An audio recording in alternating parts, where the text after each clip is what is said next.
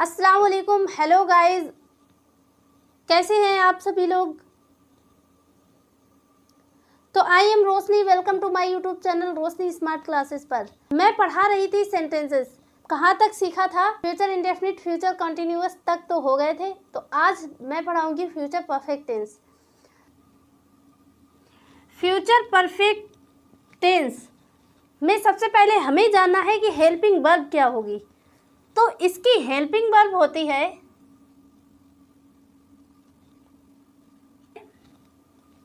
Future perfect, यानी कि perfect सेंटेंसों की हेल्पिंग वर्ब।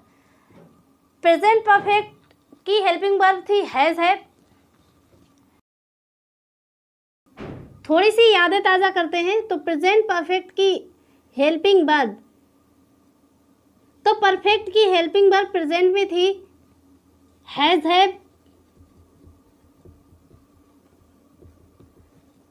अगर पास्ट की बात करें तो पास्ट में हम ओनली हैड का यूज़ करते थे।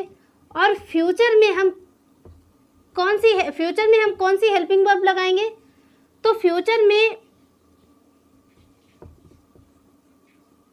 सबसे पहले तो हमें ध्यान रखना है, कोई भी सेंटेंस हो फ्यूचर में विल या शैल ज़रूर लगेगा। तो विल के बाद हम हैव का यूज़ करेंगे। तो ये हेल्पिंग वर्ब फ्यूचर में लगाएंगे। तो फ्यूचर की हेल्पिंग वर्ब है विल हैव। विल हैव का यूज़ हम कब करेंगे और शैल हैव का यूज़ हम कब करेंगे? इसमें विल या शैल हैव का यूज़ करेंगे हम। तो विल हैव का, शैल हैव का यूज़ हम ओनली आई और वी के साथ करते हैं, और अदर सब्जेक्ट के साथ हम विल हैव का यूज़ करते हैं। अदर सब्जेक्ट के साथ हम विल हैव का यूज़ करते हैं। तो अब बात है कि हम इन सेंटेंसों को बनाएंगे कैसे, इसका स्ट्रक्चर क्या होता है।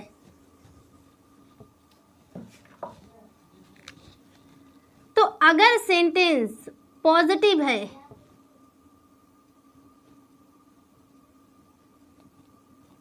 अगर सेंटेंस पॉजिटिव है तो सबसे पहले हम सब्जेक्ट लिखेंगे विल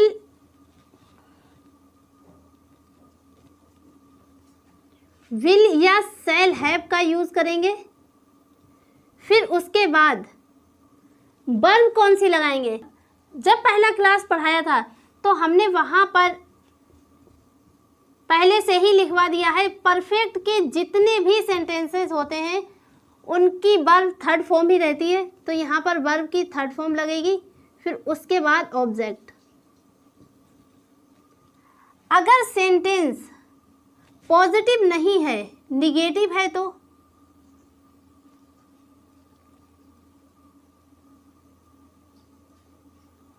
निगेटिव के लिए करना क्या है, हमें नॉट लगाना है। पर नॉट कहाँ पर हम लगाएंगे?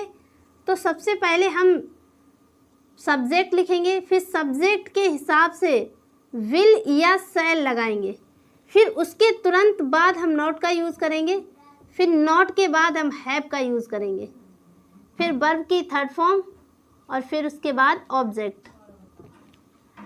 अगर इंट्रोगेटिव सेंटेंस है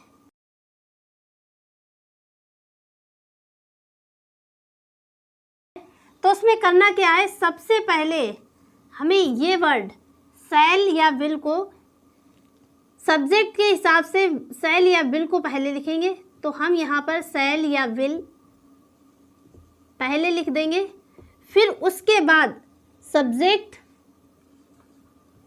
अगर डबल इंट्रोगेटिव है, यानी कि निगेटिव इंट्रोगेटिव सेंटेंस है, तो सब्जेक्ट के बाद हम नॉट का यूज़ करेंगे।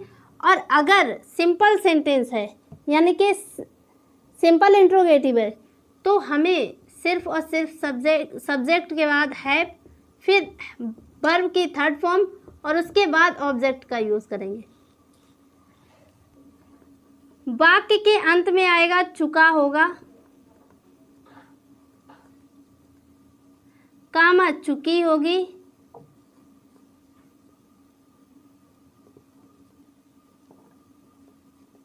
और आएगा लिया होगा,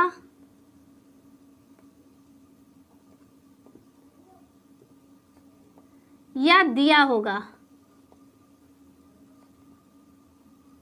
ETC।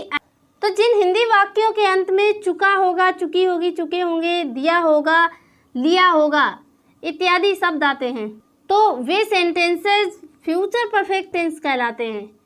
तो इन सेंटेंसेस की हेल्पिंग वर्ब होती है will have, shall have. Shall have हम ओनली आई और वी के साथ यूज़ करते हैं और अदर सब्जेक्ट के साथ विल हैव का यूज़ करते हैं। अगर सेंटेंस पॉजिटिव है तो सब्जेक्ट के बाद विल या शैल हैव का यूज़ करेंगे, फिर वर्ब की थर्ड फॉर्म, फिर ऑब्जेक्ट। अगर निगेटिव है तो विल या शैल के बाद में हम नॉट का यूज़ करेंगे, फिर हैव लगाएंगे। अगर इंट्रोगेटिव है तो विल शैल को हम सबसे पहले लिख देंगे, फिर उसके बाद सब्जेक्ट, फिर हैव, फिर वर्ब की थर्ड फॉर्म, फिर ऑब्जेक्ट। एग्जाम्पल देखते हैं।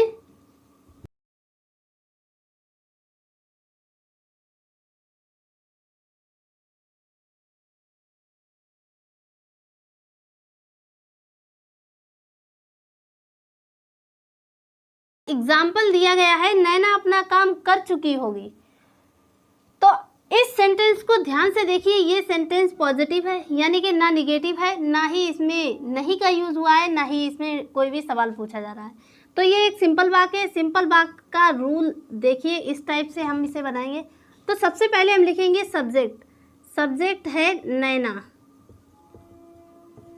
नैना के बाद हम हेल्पिंग वर्ब लगाएंगे।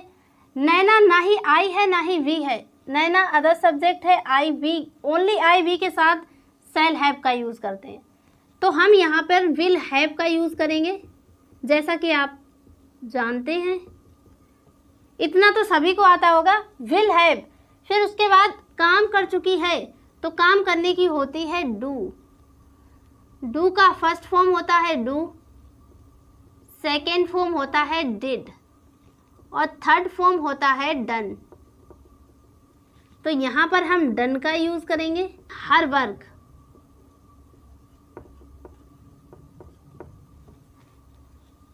तो यहाँ से आपको समझ में आ रहा होगा, अगर कोई और सेंटेंस हो निगेटिव, तो निगेटिव में हमें यहाँ पर नॉट का यूज़ करेंगे और इंट्रोगेटिव में हमें करना क्या है, ये जो पहला वर्ड होता है, ये जो पहला हेल्पिंग वर्ब का पहला वर्ड होता है उसे पहले लिख देना है। जैसे कि विल, यहाँ पर हम इंट्रोगेटिव अगर बनाएंगे तो यहाँ पर लिख देंगे विल नैना।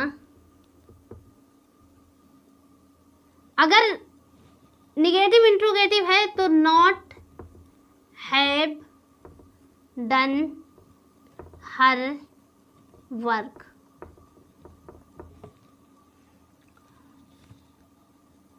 और अगर ये नहीं है, ओनली निगेटिव है, तो हम इसे यहाँ से काट देंगे। बस सिंपली करना है। तो ज़्यादा से ज़्यादा प्रैक्टिस कीजिए, जो भी बुक मिले उसे जल्दी से जल्दी पढ़िए, जल्दी से जल्दी उसके सेंटेंसेस सॉल्व कीजिए। और जो सेंटेंस में आपको दिक्कत हो, जो भी सेंटेंस आपसे बन नहीं रहे हैं या जिनकी मीनिंग नहीं आती है, तो फ़ोन है आपके पास, उससे आप मीनिंग निकाल सकते हैं। जब तक आप खुद से कोशिश नहीं करेंगे तब तक आपको कोई सेंटेंस नहीं सिखा पाएगा। आप खुद से कोशिश कीजिए बनाने की। ये जो फिल इन द ब्लैंक्स देख रहे हैं आप बोर्ड पर, इन ब्लैंक्स को आपको भरना है। तो इन ब्लैंक्स में आपको फोर या सिंस भरना है। तो जिन स्टूडेंट को फोर या सिंस की जानकारी मालूम है तो वो इन ब्लैंक्स को भरे, और जो भी ब्लैंक्स खाली रह जाए, यानी कि आपको जिन ब्लैंक्स में प्रॉब्लम आए, तो वो ब्लैंक्स आप कमेंट में ज़रूर लिखिए, ताकि मैं आपको वो चीज़ सिखा सकूं। और जिसे इन ब्लैंक्स को भरने में प्रॉब्लम हो रही है, तो वो इसके बाद का वीडियो मैं जो डालूंगी वो वीडियो इसी बेस पर होगा। तो बाकी के सेंटेंसेस आपके बचे हैं present perfect continuous, past perfect continuous, future perfect continuous. उन तीनों सेंटेंसों में इस टॉपिक का जानना बहुत ज़रूरी है। वीडियो पूरा देखने के लिए धन्यवाद, शुक्रिया।